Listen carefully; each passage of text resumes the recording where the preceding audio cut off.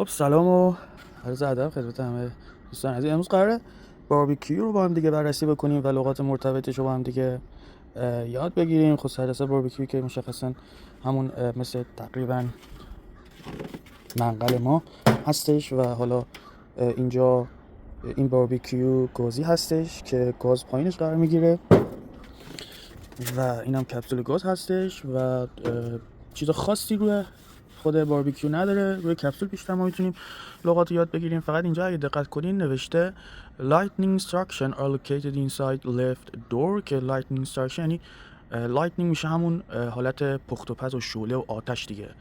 instruction هم که میشه دستورالعمل‌ها are located پسیو هستش که داره میگه لوکیت شدن، اینو لوکیشن موقعیتشون قرار داده شده inside left door که ما حالا اینجا رو هم ببینیم همین هستش ولی خب چون به مرور زمان استفاده شده پاک شده. جمله بعدی داره میگه همونه، البته فرانسویشه. بله کلا سه تاش یکیه به زبان‌های مختلف. و خود کپسول گاز اگه بخوایم یه نگاهی بهش بندازیم به اینجا، به این کپسول گاز میگن پروپن که کپسول های گازی هستش که ما مثل پیکنیکی اگه اشتباه نکنم بهش میگیم و بخوایم یه بررسی اجمالی بهش بکنیم. اینجا نوشته اگر دقت بکنیم must be requalified باید تحت یعنی requalify یعنی تحت صلاحیت قرار بگیرد. باز هم اینجا پسیفه. within منظور در طول، در میان یه جوری 10 years of این منظور years of MFG date و MFG منظور manufacture date هستش، تاریخ ساخته شده، مخفف همون تاریخ ساخته شده هستش. و پایین که یه سری مشخصات نوشته، این طرف هم که باز هم مشخصات خود محصول کپسول هستش و پایینش اگه بخوایم بررسی کنیم من اول باید ببینم این لغات ها فرانسوی هستش یا انگلیسی.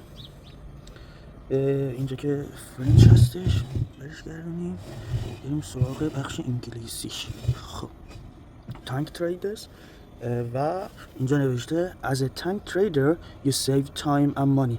as a tank منظور اینه که شما با خرید این محصول که برندش تانک تریدر هسته شما هم پولتون رو ذخیره میکنین و هم زمانتون.